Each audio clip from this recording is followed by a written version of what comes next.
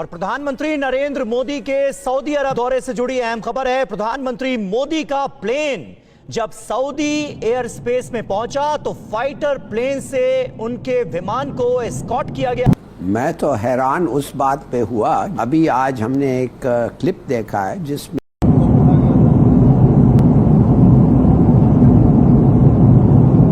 किस तरह से बांग्लादेश में सऊदी अरब के जो क्राउन प्रिंस हैं मोहम्मद बिन सलमान, गाजा और फिलिस्तीन के बीच जो चल रहा है, और उसके चक्कर में आप एमबीएस को गालियां दे रहे हैं, मुसलमानों के नाम पर उनको धब्बा बताया जा रहा है। लेकिन मैंने वो पहले कहा था कि नरेंद्र मोदी हैज़ एस्टैब्लिश्ड, उन्होंने एक चीज़ को एस्टैब्लिश किया है कि वो बहुत ज़्यादा सऊदी अरब और गल्फ के करीब। लेकिन अब इसका असर जो है वो सऊदी अरब में दिखना शुरू हो गया। सऊदी अरब की जो अथॉरिटीज़ हैं उनके पास ये पहुंच गया है कि जो बांग्लादेशी हैं हमारा नमक खाते हैं, और मेरे ही प्रिंस के खिलाफ ये लोग नेतन्याहू और एमबीएस के पोस्टर थे और उस पर जूते मारे जा रहे हैं। पहले तो इट्स इलीगल, ये नहीं करना चाहिए, मगर कौन कर रहा है आपने देखा। ये बांग्लादेश और पाकिस्तान के मुसलमानों को क्या प्रॉब्लम है? क्यों वायलेंट होते हैं? क्यों आपको तमीज के दायरे में रहते हुए बगैर नुकसान किए प्रोटेस्ट करना नहीं आता? ये तो फिर अल्टीमेटली तो आप ही को नुकसान पहुंचाती है ना इससे इसराइल। सऊदी अरब के बारे में क्या कहना, दैट सऊदी अरेबिया जो है वो हमारा वैल्यूड पार्टनर है, ट्रस्टेड फ्रेंड है, स्ट्रेटेजिक अलाई है। नमस्कार दोस्तों, स्वागत है आपका हिंदुवर्थ वॉइस में। चलिए देखते हैं पाकिस्तानी मीडिया का रिएक्शन। प्रधानमंत्री नरेंद्र मोदी जब 2 दिवसीय यात्रा पर सऊदी अरब पहुंचे तो गगनचुंबी नज़ारा देखने को मिला। रॉयल सऊदी एयरफोर्स के ताकतवर F-15 फाइटर जेट्स ने प्रधानमंत्री के विशेष विमान को एयर स्पेस में शाही सलामी दी। MEA प्रवक्ता रणधीर जायसवाल ने कहा, friendship flying high. PM Modi ने इसे गहराते रक्षा संबंधों और आपसी भरोसे की मिसाल बताया। लेकिन इस भव्य स्वागत से बांग्लादेश और पाकिस्तान में मची है बौखलाहट। सोशल मीडिया पर सऊदी प्रिंस और इजराइल को लेकर जहर उगलने वालों पर सऊदी ने कार्रवाई शुरू कर दी है।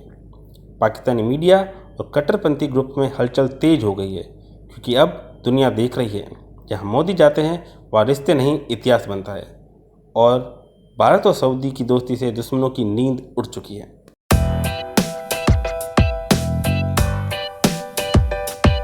दोस्तों, भारत के वजीर आजम नरेंद्र मोदी 2 रोज़ा दौरे पर सऊदी अरब चले गए हैं, जबकि अमेरिका के वाइस प्रेसिडेंट अभी इंडिया के अंदर ही हैं। वो 3-4 दिन यहीं पे रहेंगे। कहा जाता है कि नरेंद्र मोदी 2016, 19 एंड 25 ये 3 दौरे हैं नरेंद्र मोदी के जो उन्होंने किए हैं। और इसमें आप देखें कि इससे पहले जो भारत की जो लीडरशिप है वो इतना कोई खुल खिला के सऊदी अरब नहीं जाया करती थी। और अगर आप देखें तो इंदिरा गांधी भी गई हैं एक दफ़ा, मनमोहन सिंह साहब भी 2010 में कहा जाता है गए हैं। लेकिन मैंने वो पहले कहा था कि नरेंद्र मोदी हैज़ एस्टैब्लिश्ड, उन्होंने एक चीज़ को एस्टैब्लिश किया है कि वो बहुत ज़्यादा सऊदी अरब और गल्फ़ के करीब हुए हैं। जैसे मैंने कल UAE के हवाले से बात की, ये 3रा दौरा है।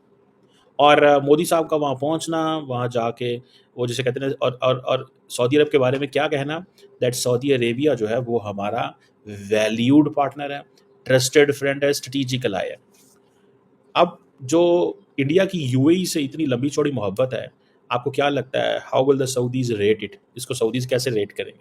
एक सवाल पैदा होता है ना। वहाँ जा तो रहे हैं, वो जा इसलिए रहे हैं, जो सेंट्रल बात समझने वाली है, to convince Saudi Arabia to put your weight behind India, Middle East, Europe economic corridor. 1 point agenda. There is a 1 point agenda. Narendra Modi ये कह रहे हैं कि IMC के पीछे, India middle east Europe economic corridor के पीछे अगर मोहम्मद बिन सलमान अपना वजन डाल दें तो मेरे लिए वो चीज़ बहुत ज़्यादा अहम हो जाएगी। अगर वो नहीं डालते तो सारी बात लंबा काम हो जाएगा। So India middle east Europe economic corridor को ऑपरेशनलाइज करना सिर्फ UAE के बस की बात नहीं है। अब जो मोदी साहब कह रहे हैं कि जनाब हमारी जो रिलेशनशिप है दैट इज लिमिटलेस पोटेंशियल है, वो लिमिटलेस क्या है? मतलब ये है कि बहुत सारा बिजनेस अभी किया जा सकता है। और उन्होंने वो जो अभी मोदी साहब वहाँ पे, अच्छा देखिए 2 तरीके होते हैं। एक तरीका ये होता है कि आप जब वहाँ जाते हैं तो वहाँ किसी TV वगैरह को इंटरव्यू देते हैं। मोदी साहब जाने से पहले ही इंटरव्यू दे के चले गए हैं to the Arab News. India सऊदी अरब की एक अखबार है अरब न्यूज़, उसको।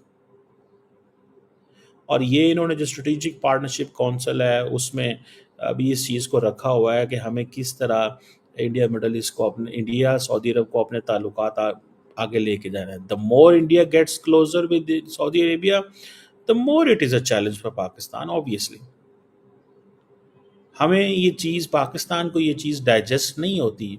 किस तरह से बांग्लादेश में सऊदी अरब के जो क्राउन प्रिंस हैं मोहम्मद बिन सलमान, जिन्हें हम शॉर्ट फॉर्म में MBS के नाम से जानते हैं, उनको लेकर एक मुहिम चलाई जा रही है, उनकी इंसल्ट की जा रही है।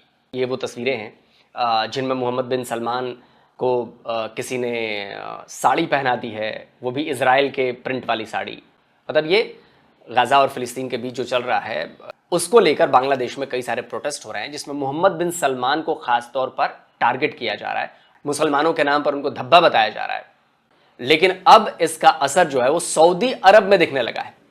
जो सऊदी अरब के लोग हैं वो बांग्लादेशियों के खिलाफ आ गए हैं। ट्विटर पर उनको, बांग्लादेशियों को अलग अलग तरीके से ट्रोल किया जा रहा है। और ये तो आप लोगों को पता ही है कि नौकरी के सिलसिले में लाखों की संख्या में सऊदी अरब में बांग्लादेशी मौजूद हैं।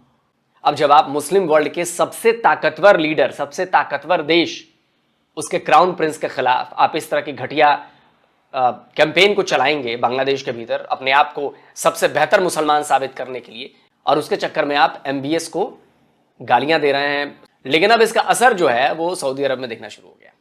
और एक वीडियो वायरल हो रही है, इसमें वो बंदा खुद को बांग्लादेशी बोल रहा है, बंगाली बोल रहा है, और वो बता रहा है कि किस तरह से प्रॉब्लम शुरू हो गई है। वो उसमें क्लियरली बोल रहा है कि भाई जो MBS की इंसल्ट की जा रही है बांग्लादेश में, उसका असर है।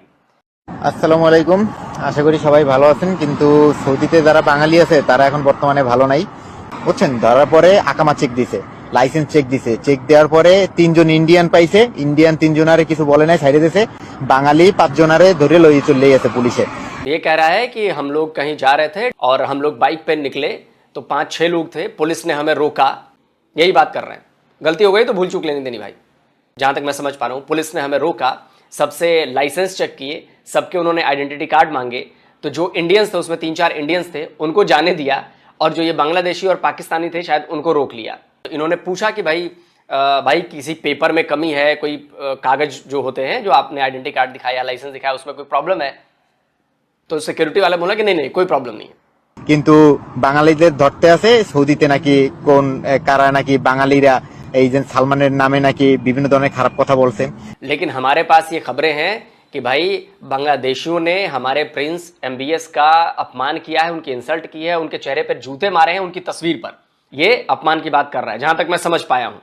तो उन्होंने पकड़ लिया, उनको प्रॉब्लम शुरू हो गई, और কিন্তু উপরে উঠানো যায় না, কাউকে অপমান করে কিন্তু ইসলামকে উঠানো যায় না। এটা হলো যে সৌদি সরকার তারা ভালোই জানে যে তারা কি করতে হবে, সেটা তারাই ভালো জানে। तो ये कह रहा है कि सऊदी सरकार को सब पता है कि तुम लोग क्या कर रहे हो और तुम्हारे लिए क्या होने वाला है।